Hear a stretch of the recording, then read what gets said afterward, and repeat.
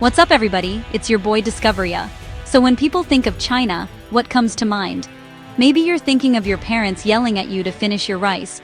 Or maybe, just maybe, you're thinking of this vast, incredible country that's like the gateway to all of East Asia. It's a place with thousands of years of history. I'm talking ancient civilizations, dynasties, emperors. Way more intense than your family drama. Trust me. I grew up hearing stories about this place, and let me tell you, the real thing is even crazier and more beautiful than you can imagine. Now, I see a lot of first-timers hitting up China. They land in Beijing or Shanghai, see the big ticket stuff, and they're like, okay, I've seen China. And I'm like, bro, you've seen the lobby. That's like saying you've been to America because you had a layover in LAX. The real magic, the stuff that makes you go whoa, is when you venture out a little bit. Experienced travelers, the ones who really want to get the full flavor, they know you gotta dig deeper. You gotta get off the beaten path, past the tourist traps, and into the heart of it all. That's why I'm making this video. I've put together a list, not just of the famous spots, but of the places that truly blew my mind. We're talking about ancient water towns, mountains that look like they're from the movie, because they literally are, and spiritual centers that will make you rethink everything. This isn't just a travel guide, this is your ultimate checklist for the best places to visit in China, from the must-see classics to the hidden gems that'll make all your friends jealous. So grab your passport, maybe some instant noodles for the road, and let's get into it. Alright, first up, we're heading to Suzhou. People call it the Venice of the East, and honestly, Venice wishes it was this chill. This place is all about serene ancient vibes. You've got these picturesque canals weaving through the old town, with stone bridges arching over the water and traditional houses lining the banks. It's like stepping into one of those classic Chinese paintings, you know, the ones your grandma has on a scroll in her living room. You can just hop on a gondola, cruise down the water, and watch life go by. It's a whole different pace from the big cities, super relaxing. And hey, it's the home of silk, so you can learn how they turn these little worm cocoons into fancy scarves. It's wild. But the real showstoppers in Suzhou are the classical gardens. My favorite is the Lingering Garden. This isn't just some backyard with a few flowers. We're talking a masterpiece of design that's hundreds of years old. Every rock, every pond, every crooked little tree is placed perfectly to create this sense of peace and harmony. You can wander through these winding pathways, discover hidden pavilions, and just sit and contemplate life. Or, think about what you're gonna eat for dinner. It's a place that's designed to make you feel calm and inspired, and it totally works. It's the perfect spot to de-stress from, well, everything. Next, we're flying southwest to Dali, in Yunnan province. This place is pure magic, man. It's nestled between the massive Kangshan Mountains and the super clear Erhai Lake. The views are just insane. You wake up, and you've got these epic snow-capped peaks on one side and this huge, sparkling lake on the other. The air is so fresh here, it feels like you're power washing your lungs. The old town is the heart of it all, a maze of cobblestone streets, traditional Bai architecture, and tons of cool little shops, cafes, and bars. It's got this laid-back, almost bohemian vibe that makes you want to just hang out for a week. The most iconic site in Dali has to be the 3 pagodas. These things are ancient, like over 1,000 years old, and they stand there perfectly reflected in the water with the mountains as a backdrop. It's one of those postcard moments that's even better in real life. You can rent a bike and cycle around the entire Erhai Lake, which is an amazing way to see the countryside and the local villages. Dali is a place where you can be active and adventurous, or you can just find a rooftop bar, grab a local beer, and watch the clouds roll over the mountains. It's a total vibe. Okay, so if you're looking for an adrenaline rush, listen up. We're going to Tiger Leaping Gorge. This isn't a walk in the park. This is one of the deepest and most dramatic canyons in the world. The Yangtze River just carves its way through these gigantic, jagged mountains. The name comes from a legend about a tiger that leaped across the narrowest point to escape a hunter. When you're standing there, looking at the raging water below and the sheer cliffs rising up on either side, you can totally imagine it. The power of nature here is just on another level. It makes you feel incredibly small, in a good way. The best way to experience the gorge is to hike it. There's a famous high trail that takes a couple of days, and let me tell you, it's a workout. Your legs will be sore, you'll be out of breath, but the views are worth every single step. You're walking along these narrow paths carved into the side of the mountain, with waterfalls crashing down and eagles soaring overhead. You stay in these little guest houses run by local families along the way, and the hospitality is amazing. Waking up to a sunrise over those peaks is an unforgettable experience. This is pure, raw, breathtaking adventure. Alright, let's switch gears completely and head to Macau. People call it the Vegas of China, and yeah, the casinos are insane. They're huge, they're flashy, and they make more money than the entire Las Vegas Strip combined. So if you're feeling lucky and want to try your hand at Baccarat with some high rollers, this is your spot. You can walk through the Venetian, which has its own canals and gondolas inside the mall, or check out the City of Dreams. It's this crazy world of neon lights, luxury brands, and entertainment. It's a total sensory overload, but it's a ton of fun. But Macau is so much more than just casinos. What makes it really unique is its history as a Portuguese colony. You can be walking through a sea of glitzy slot machines one minute, and the next you're on a quiet, cobblestone street that feels like you're in Lisbon. You'll see colonial architecture, eat amazing Portuguese egg tarts. Seriously, you have to try them. And visit historic sites like the ruins of St. Paul's. There are also these beautiful, quiet temples like the Ma Temple, where the city gets its name. It's this fascinating blend of East and West, old and new, that you won't find anywhere else. Remember the floating mountains from the movie? Well, they're real, and they're in Zhangjiajie National Forest Park. James Cameron literally came here for inspiration. This place is otherworldly. You're surrounded by thousands of these massive quartz sandstone pillars that jut straight up into the sky. They're covered in lush green foliage, and most of the time, they're shrouded in this mystical-looking mist, which makes them look like they're actually floating. You take this elevator, the Bailong elevator, built right into the side of a cliff, and it just whisks you up into this fantasy world. It's mind-blowing. Exploring this park is a full-on adventure. You can walk across the world's highest and longest glass-bottomed bridge if you dare. Looking down through the glass to the canyon floor hundreds of meters below is both terrifying and exhilarating. There are countless hiking trails that take you through the lush rainforest, past monkeys swinging in the trees, and to viewpoints that offer the most stunning landscapes you'll ever see. Every corner you turn, there's another view that looks like a CGI masterpiece, except it's 100% real. Zhangjiajie is proof that Mother Nature has the best imagination. If Zhangjiajie is from a sci-fi movie, then Zhujiagu Valley is straight out of a fairy tale. I'm not exaggerating, this place doesn't look real.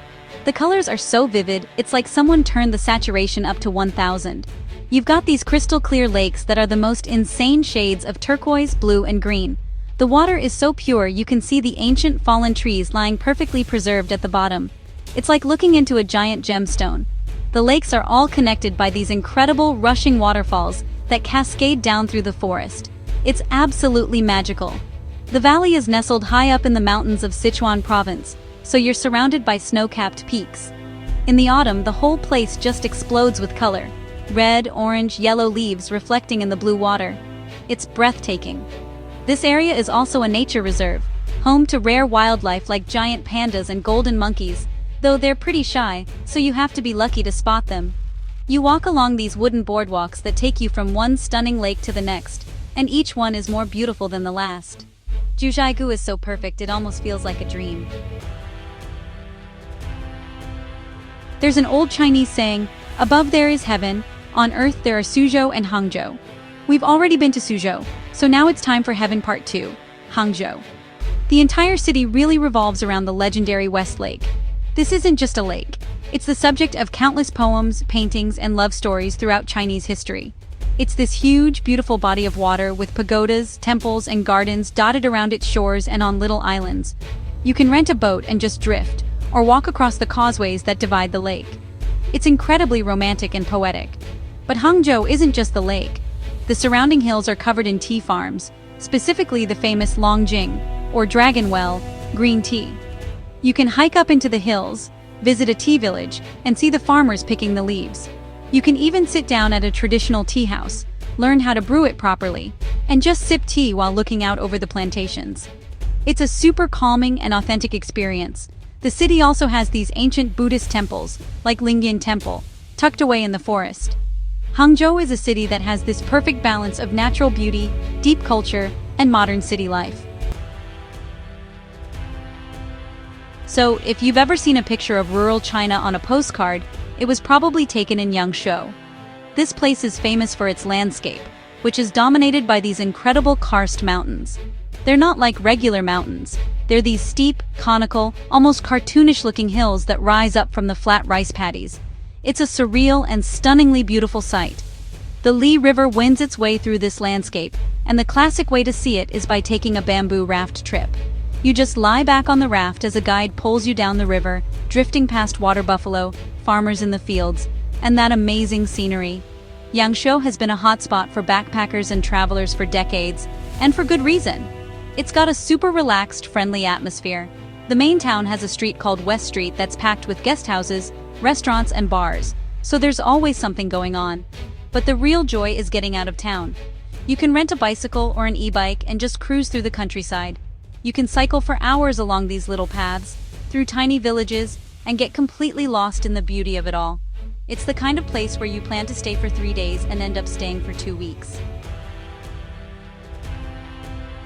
Now we're going somewhere truly special. We're heading up, way up, to Lhasa in Tibet. This place is on another level, literally. It's one of the highest cities in the world, so you have to take a couple of days to acclimatize to the altitude, but it is so worth it. Lhasa is the spiritual heart of Tibetan Buddhism, and you can feel that energy everywhere. The air is thin and crisp, the sky is an intense blue, and there's this profound sense of peace. You'll see pilgrims who have traveled for months, spinning prayer wheels and chanting as they walk through the streets. It's a deeply moving and humbling experience. The undisputed icon of Lhasa is the Potala Palace. This massive, incredible structure was the home of the Dalai Lama, and it dominates the entire city skyline. It's part fortress, part palace, part monastery, and it is just awe-inspiring. You climb up these steep staircases to explore its thousands of rooms, filled with incredible art, statues, and history. Another must-see is the Yokhang Temple, which is the most sacred temple in Tibet. The Barkor Circuit, the street that circles the temple, is always filled with pilgrims. Visiting Lhasa is more than a trip. It's a journey to a different world, a spiritual pilgrimage that will stay with you forever. If you're a history nerd like me, you have to go to Xi'an. This city is one of the ancient capitals of China, and was the starting point of the famous Silk Road. It's a city that is literally packed with history. And of course, the #1 reason people come here is for the Terracotta Army. And let me tell you, no picture or documentary can prepare you for seeing it in person. You walk into this massive hangar, and there are thousands of these life-sized clay soldiers, horses, and chariots, all lined up in battle formation. Each soldier has a unique face. It's an absolutely mind-boggling display of power and artistry from over 2,000 years ago. But Xi'an is not just about the warriors. The city itself is surrounded by this huge, perfectly preserved ancient city wall. It's one of the best preserved in the world, and you can actually rent a bike and cycle the entire 14-kilometer loop on top of it. It's an awesome way to see the city, with the old traditional parts inside the wall and the modern city sprawling outside. Xi'an also has an amazing Muslim quarter, with a bustling market that's a paradise for foodies. You can get incredible street food, like hand-pulled noodles and lamb skewers. Xi'an is where China's epic history feels most alive. Okay, let's fast forward a couple of thousand years and jump to Shanghai. This city is China's futuristic, high-octane metropolis. It's all about ambition, style, and looking forward. The skyline in the Pudong district is just insane. It looks like a city from a sci-fi movie, with the spiky Oriental Pearl Tower, the bottle opener-shaped Shanghai World Financial Center, and the super-tall Shanghai Tower. At night, the whole thing lights up in a crazy display of neon, and it's one of the most impressive cityscapes on the planet. This is the face of modern China. But what I love about Shanghai is the contrast. You can be staring at those futuristic skyscrapers, and then you just turn around, look across the Huangpu River, and you're looking at the Bund. This is a waterfront promenade, lined with these grand old European-style colonial buildings from the 1920s and 30s. It's like two different cities, from two different centuries, staring at each other. You can also get lost in the alleyways of the French Concession, with its tree-lined streets and charming cafes, or explore the traditional Yew Garden, Shanghai is this incredible mix of hypermodern and nostalgically historic. You can't make a video about China without talking about the Great Wall. I mean, come on. It's the Great Wall. It's one of those things you've seen in pictures your whole life, but seeing it in person is something else entirely. The sheer scale of it is impossible to comprehend. This thing snakes its way over mountains and through valleys for thousands and thousands of kilometers. It's not just a wall, it's a testament to human ambition and perseverance. Thinking about the millions of people who built this thing by hand over centuries is just mind-blowing. It truly is one of the wonders of the world. There are many different sections of the wall you can visit. The most famous and easiest to get to from Beijing is Badaling. It's very well restored and can get super crowded, so you'll be sharing the view with a few thousand of your closest friends. For a slightly more rugged and, in my opinion, more authentic experience, you can go to sections like Mutianyu or Jinshanling. These sections are just as beautiful but often less crowded, and they offer some incredible hiking opportunities. Walking on the Great Wall, climbing up its steep steps, and looking out at the endless landscape it crosses is a bucket list experience you will never, ever forget. Now for a city that holds a special place in my heart, Hong Kong. I was born here. This place is an absolute whirlwind of energy. It's a city of contrasts, where towering futuristic skyscrapers are built right next to ancient temples, and where you can eat at a Michelin-starred restaurant, and then grab some amazing street food from a Dai Pai Dong, a street stall, right around the corner. It's this incredible fusion of British colonial history and deep-rooted Chinese culture, all packed onto a series of islands. The density, the energy, the sheer verticality of the city is something you have to experience to believe. The classic Hong Kong view is from Victoria Peak. You take this old-school tram up the mountain, and you're rewarded with this jaw-dropping panorama of the skyscrapers, Victoria Harbour, and Kowloon on the other side. It's iconic for a reason. You have to take the Star Ferry across the harbor. It's been running for over a century, and it's the best way to see the skyline from the water. Explore the bustling markets of Mongkok. Go hiking on Lantau Island to see the Big Buddha, or just get lost in the neon-lit streets of Central. Hong Kong is a city that never sleeps and never fails to excite. And finally, we arrive at the heart of it all, the capital, Beijing. This is the center of power in China for over 800 years. This city doesn't just have history, it is history. You can feel the weight of dynasties and revolutions on every corner. Of course, the main event is the Forbidden City. This was the Imperial Palace, home to 24 emperors, and it's not just a palace, it's a city within a city. Walking through its massive courtyards and exploring its ornate halls, you can almost feel the ghosts of emperors and concubines. It's an awe-inspiring place that shows the sheer scale and power of Imperial China. Right outside the Forbidden City is Tiananmen Square, one of the largest public squares in the world, and a place with a huge amount of modern historical significance. You can visit the Temple of Heaven, where emperors would pray for a good harvest, or wander through the old hutongs, the traditional alleyway neighborhoods that give you a glimpse into old Beijing life. And let's not forget the food. This is the home of Peking duck, and you have to try it.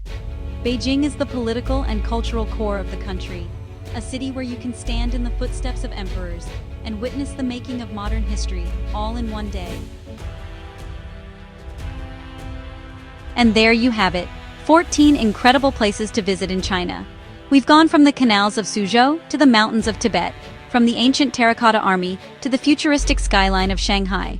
And honestly, we've barely scratched the surface. China is one of those countries that's so vast, so diverse, and so deep in culture and history that you could spend a lifetime exploring it and still discover new things. It's a place that will challenge you, surprise you, and definitely feed you very, very well. The biggest takeaway I want you to have is to be adventurous. Don't just stick to the main tourist trail. Rent that bike, hike that gorge, try that weird-looking street food. It's probably delicious. Talk to the local people. They're some of the most hospitable and friendly people you'll ever meet. The real beauty of China isn't just in the sights. It's in the experiences, the connections, and the moments that push you out of your comfort zone. It's about discovering a side of the world, and maybe a side of yourself, that you never knew existed. So, I hope this list inspired you to plan your own trip. Let me know in the comments which of these places you'd want to visit the most, or if there are any amazing spots that I missed. China is a country that's constantly changing and evolving, but its ancient soul and incredible beauty remain. It's a journey that's waiting for you. Thanks for watching. Don't forget to like and subscribe, and I'll see you on the next adventure. Now go book that ticket.